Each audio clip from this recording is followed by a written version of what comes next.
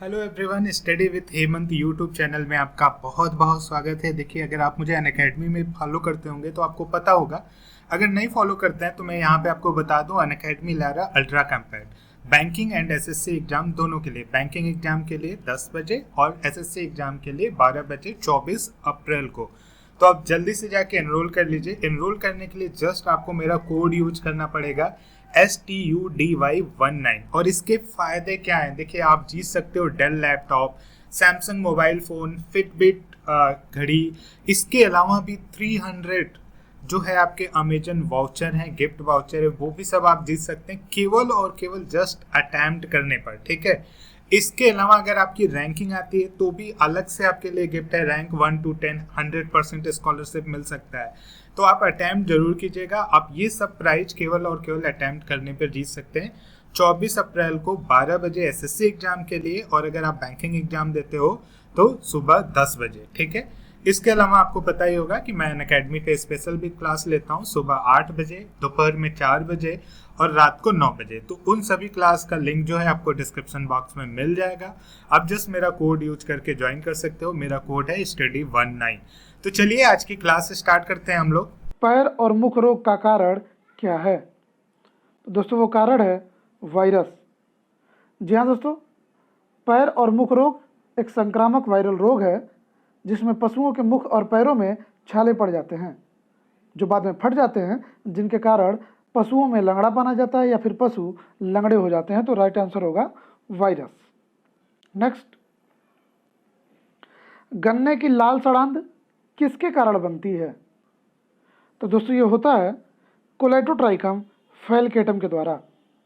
जी हाँ दोस्तों, गन्ने के जो लाली सड़ांध है जिसको red rot of sugar cane कहते हैं, यह कोलेटोट्राइकम फैलकेटम नामक कवक द्वारा होता है। तो राइट आंसर हो जाएगा option C. Next question, Darwin finches का प्रयोग किस समूह के लिए किया जाता है? तो दोस्तों ये किया जाता है पक्षियों के लिए। जी हाँ दोस्तों, डार्विन ने गैलपैगो द्वीप समूह के जीव जंतुओं का अध्ययन किया था। इसमें उन्होंने एक प्रकार की चिड़िया की मिलती जुलती किस्में देखी जो कि डार्विन फिंचिज थी। तो राइट आंसर हो जाएगा पक्षियों के लिए। नेक्स्ट, डिब्रीज ने किस सिद्धांत का प्रतिपादन किया? दोस्तों उनके द्वारा प्रतिपादन किया गया था उत्परिवर्तन के सिद्धांत का। जी हाँ दोस्तों, जीन आनुवंशिकता की मूलभूत शारीरिक इकाई है। इसी में हमारी आनुवंशिक विशेषताओं की जानकारी होती है। जब भी कोशिकाओं के केंद्र में स्थित डीएनए में कोई अस्थायी परिवर्तन होता है तो उसे उत्परिवर्तन कहा जाता है। ह्यूगो डिब्रीज ने ही उत्परिवर्तन के सिद्धांत का प्रतिपादन किया था। तो राइट आंसर होगा उत्परिवर्तन का सिद्धांत। नेक्स्ट, एक पक्षी तथा कीट के पर क्या होते हैं?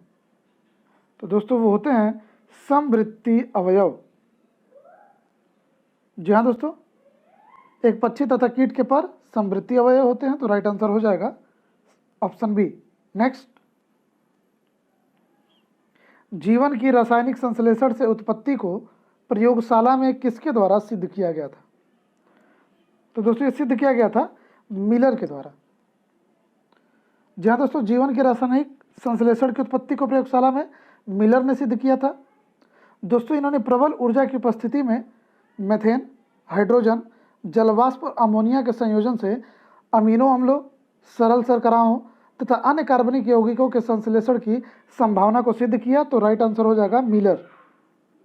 नेक्स्ट क्वेश्चन, शैवाल विज्ञान किसका अध्ययन है? तो दोस्तों ये अध्ययन है शैवालों का। शैवाल विज्ञान जिसे हम फाइकोलॉजी कहते हैं, ये वनस्पति विज्ञान की वह शाखा है जिसके अंतर्गत हम शैवाल का अध्ययन करते हैं। तो राइट आंसर हो जाएगा शैवाल। नेक्स्ट, डार्विन की पुस्तक on the origin of species कब प्रकाशित हुई थी? दोस्तों ये प्रकाशित हुई थी 1859 में। On the origin of species 1859 में प्रकाशित हुई डार्विन की पुस्तक थी। इसमें इन्होंने विकास का सिद्धांत प्रतिपादित किया था, विकास का सिद्धांत दिया था अपनी इस पुस्तक में, इसीलिए इंपॉर्टेंट है ये। तो राइट आंसर हो जाएगा 1859 में। नेक्स्ट, निम्न में से कौन सी एक संकटापन्न जाति है? दोस्तों वो है गंग डॉल्फिन, यानी गंगा के डॉल्फिन, जो हमारे भारत के राष्ट्रीय जलीय जीव है। दोस्तों पौधों और जीव जंतुओं का ऐसा समूह जो विलुप्त होने के कगार पर होता है या फिर जिसका अस्तित्व संकट में हो, ऐसे प्रजाति को हम संकटापन्न जाति कहते हैं। और दोस्तों गंगा डॉल्फिन जो है इस समय संकटापन्न जाति हो चुकी है, तो राइट आंसर होगा गंग डॉल्फिन। नेक्स्ट, ब्लड यानी कि रक्त कैंसर को आमतौर पर हम इस नाम से जानते हैं, यानी किस नाम से जाना जाता है, तो दोस्तों वो है हमारा ल्यूकेमिया। यानी ब्लड कैंसर को आमतौर पर हम ल्यूकेमिया के नाम से जानते हैं। दोस्तों इस कैंसर में जो सामान्य रक्त कोशिकाओं में श्वेत रक्त कोशिकाएं यानी WBC की जो मात्रा है वो असामान्य तरीके से बढ़ने लगती है, तो ब्लड कैंसर को हम ल्यूकेमिया के नाम से जानते हैं। नेक्स्ट क्वेश्चन, भूजल पेयजल का बेहतर स्रोत है क्योंकि इसमें क्या कम होता है, दोस्तों वो होता है आर्सेनिक। यानी भूजल पेयजल का बेहतर स्रोत इसलिए माना जाता है क्योंकि इसमें आर्सेनिक की मात्रा कम होती है। दोस्तों उत्तरी भारत और बांग्लादेश में भूजल का जो आर्सेनिक से हो रहा प्रदूषण एक बड़ी समस्या के रूप में उभर के सामने आ रहा है, तो भूजल पेयजल के बेहतर स्रोत इसलिए है क्योंकि इसमें आर्सेनिक की मात्रा कम होती है। नेक्स्ट, 5 जगत वर्गीकरण का प्रस्ताव किसने दिया था, दोस्तों 5 जगत वर्गीकरण RH विटेकर के द्वारा दिया गया था। जी हाँ दोस्तों, ये पिछले क्वेश्चन वीडियो में मैंने आपको एक क्वेश्चन बताया था। जो 5 जगत का जो प्रस्ताव था वो इस प्रकार था, जिसमें मोनेरा, प्रोटिस्टा, फंजी, पादप तथा जंतु इन 5 भागों में बांटा गया था, जिसका प्रतिपादन या वर्गीकरण किया था RH विटेकर ने। नेक्स्ट क्वेश्चन, एक्सोबायोलॉजी एक विज्ञान है जिसका संबंध है किससे, तो दोस्तों अन्य ग्रहों में जीवन के साथ इसका संबंध है। यानी विज्ञान की वह शाखा जिसके अंतर्गत पृथ्वी से इतर वायु ग्रहों तथा अंतरिक्ष परतों पर जीवन के बारे में अध्ययन किया जाता है, वही एक्सोबायोलॉजी कहलाता है, तो राइट आंसर हो जाएगा अन्य ग्रहों में जीवन के साथ। नेक्स्ट, मर्मिकोलॉजी किसका अध्ययन है, मर्मिकोलॉजी किसका अध्ययन है, तो दोस्तों चींटियों के अध्ययन को हम मर्मिकोलॉजी कहते हैं। यानी मर्मिकोलॉजी चींटियों का अध्ययन है।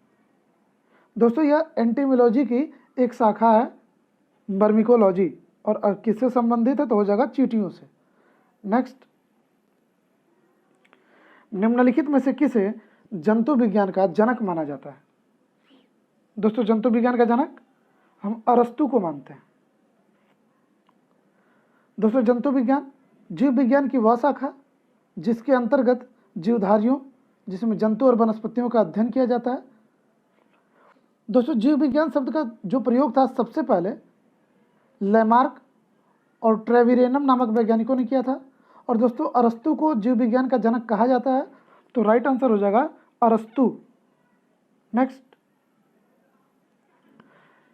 कैंसर के उपचार में निम्नलिखित में से किसका प्रयोग किया जाता है, तो दोस्तों कैंसर के उपचार में हम कीमोथेरेपी का प्रयोग करते हैं, कीमोथेरेपी, तो राइट आंसर हो जाएगा ऑप्शन बी।